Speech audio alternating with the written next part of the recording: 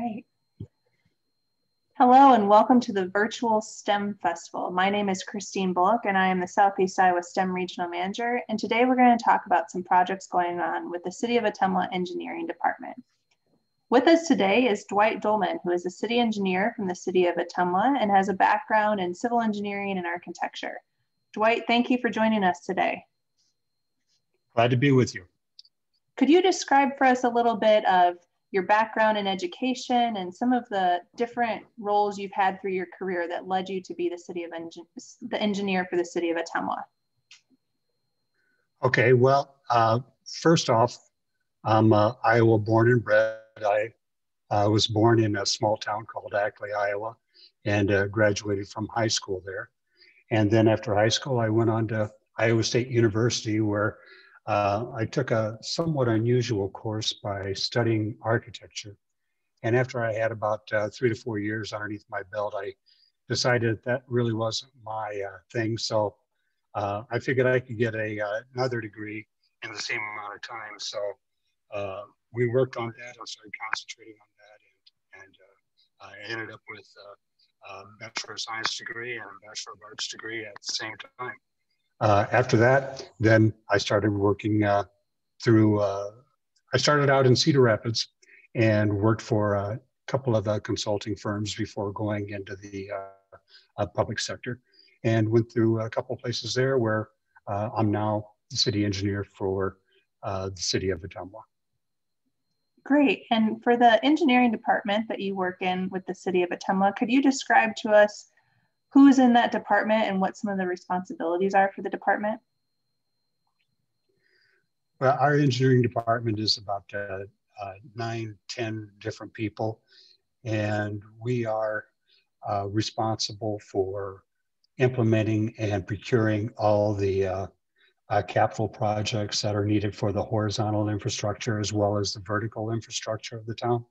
And what I mean by that is horizontal infrastructures, we're talking about the sewers, the water lines, the roadways, and vertical infrastructure is anything that has to do with various buildings. The city has a couple dozen different buildings that it owns, and so we're responsible for maintaining those. So we're got a lot of different things that we're having to work on.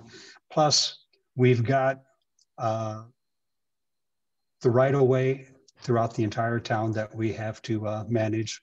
We have, I don't know how many lane miles of streets, well over 100, and we got about 50 miles of sewers that we have to maintain. So it's a pretty extensive portfolio, and every day there is usually something different that comes along that we have to maintain. So a lot of different things.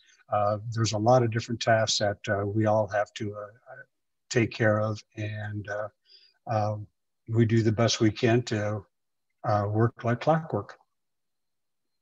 And what different organizations and businesses do you work with in the community to help support the work or the priorities that the city has? Well, because a lot of our work is with on capital projects, we do have a lot of interaction with civil engineers, construction engineers, structural engineers and architects and landscape architects, plus a lot of contractors.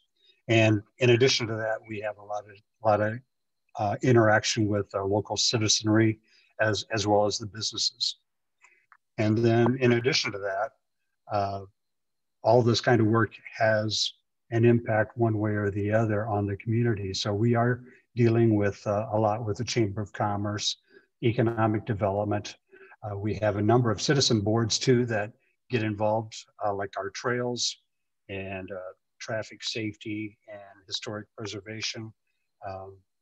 So we have a good list of different interactions that can be any particular organization from one day to the next. Sounds like you have a lot of stakeholders to work with and are a very valuable part of the community. What do you find exciting about your job? And then on the same other side, what do you find challenging about your job? Well, the one thing that's most interesting about the job that we have is that because there's such a large portfolio of assets that we need to manage, that every day there is something different. It's not like you're doing the same thing each and every day. It's uh, really different. One day I may be out on a job dealing with a problem with a contractor, and the next day I may be working behind my computer on CAD, working on plans and specifications on a project that we're working on. So uh, it's it's different every time, and that's what's the exciting part about it.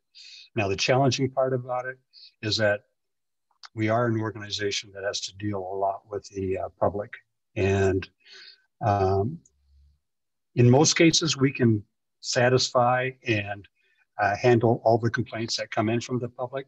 But unfortunately, there's going to be a few where we just can't do anything about it.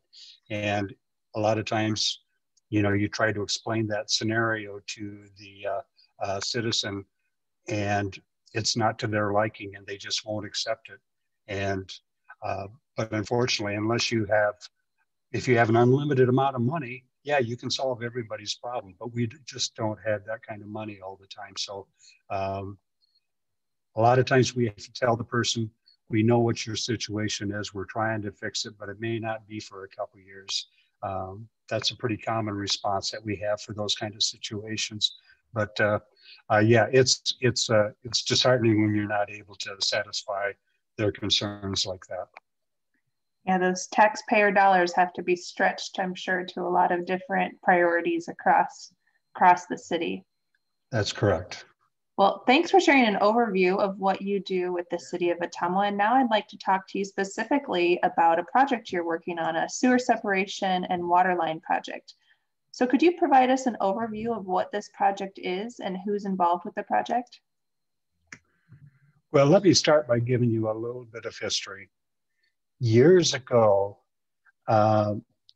cities just ran one line of sewers, and that one line of sewers handled all the sewage that came out of the individual homes, as well as any rainwater that may have come down.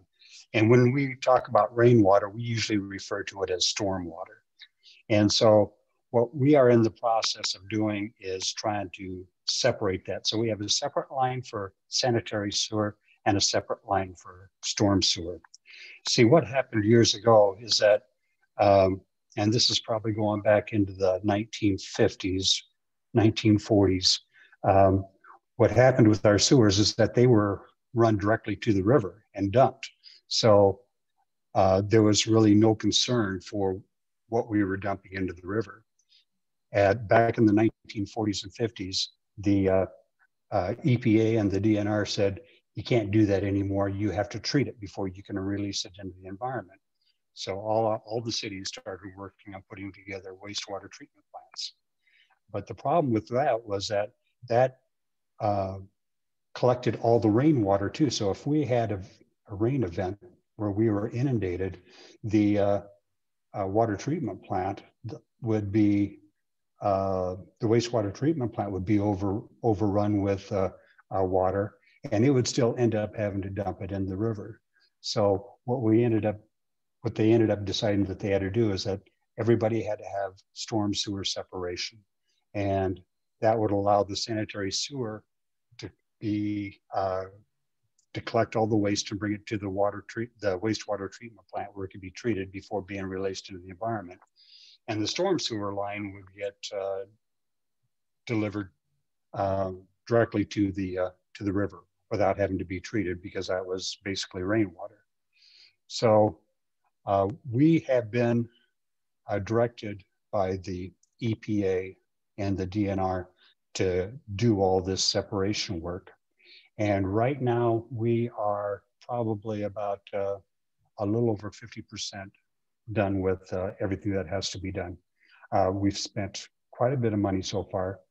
We have like over, I should step back. This process for us started back around the year 2000 when we started planning for it. And we have spent to date probably around $70 million. And in order to complete the separation, we probably will need to spend another 50 million. So for a city to have access to that kind of money takes quite a bit of time. We're only a community of 25,000 people, and we just can't do a project that extensive overnight. We have to kind of pay as we go as we collect taxes. So we have a commitment to finish this by the summer of 2036.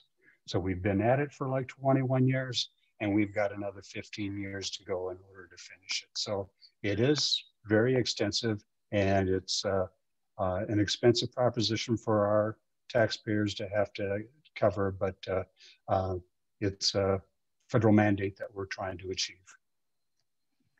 Great, and I'm showing some pictures here of the project. Do you want to describe some of these pictures, and then maybe we can talk about some of those phases that you have completed and that you're currently working on?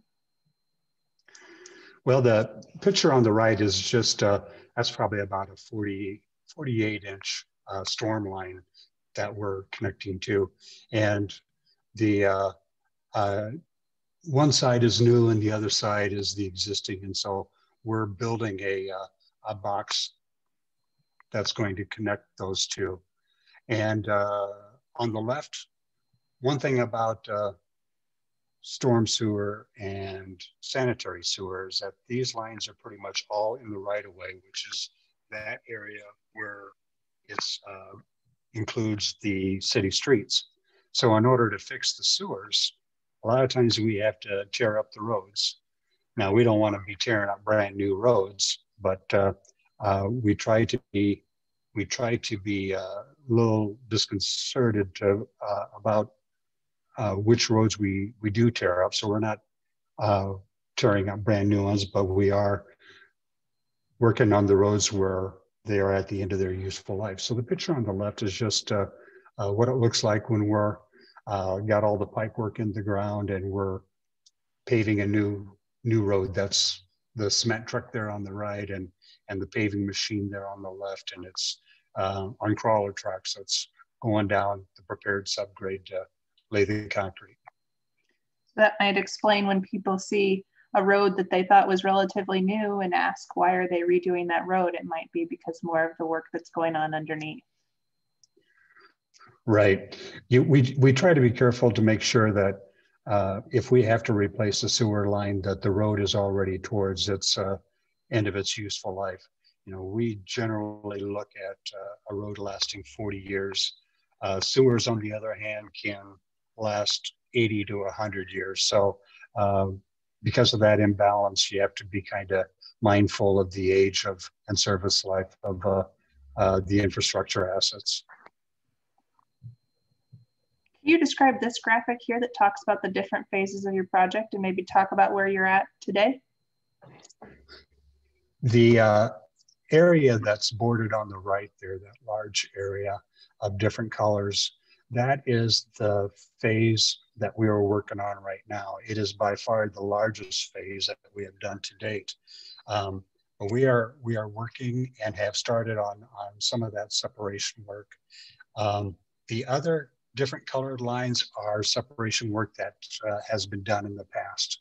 And like I was saying earlier, we are a little over 50% complete.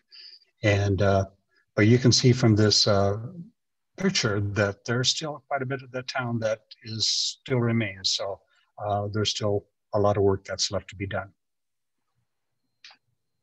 We talked about that it's a pretty expensive project and that it takes quite a bit of time to complete. But what impact do you see this having on the community and maybe the waterways and our water quality that we hear a lot about today? Well, the immediate impact to the community is you're tearing up a road that they're used to traveling on, and when they can't travel on that road, they got to find a detour around, or they got to follow the detour we tell them. So that usually does not make people very happy, especially when they're in a hurry, like so many of us are sometimes. And so that is a direct cost to the taxpayers that are in this area, and different parts of the project are going to affect different parts of the town. So that's a sacrifice that we have to make for the opportunity to improve water quality. Like we said, we're trying to separate the storm from the sanitary, and nobody wants to see dirty refuse being drained down into the river. So we're anxious to do this work, and that's why the EPA and the DNR is involved in this, is because they're very concerned about the environment, as we all are, and so we're trying to do our best to meet that compliance. You especially don't want to see that refuse coming back up when there's a potential flooding situation and those rivers overflow and create more of a personal impact too, with that water going to areas that it's not supposed to. Well, thank you, Dwight, for sharing your insight today about your profession in engineering and the work that you're doing for the City of Ottumwa, which I'm sure translates to all cities across the state of Iowa that have engineering departments, and many students can relate to some of this work that they've seen in their community. So what's next after watching this video? We hope that you'll check out our activity on fluid pressure and flow, where you can see how looking at pipes and a water tower, if there's leaky situations within that flow system, how that can affect water pressure downwind from that leak. We'll also be looking at how we can change those pressures and affect the pressure, and then how can we convert water pressure to water quality. So check that video out next. Thank you again, Dwight, for joining us today. Glad to be here.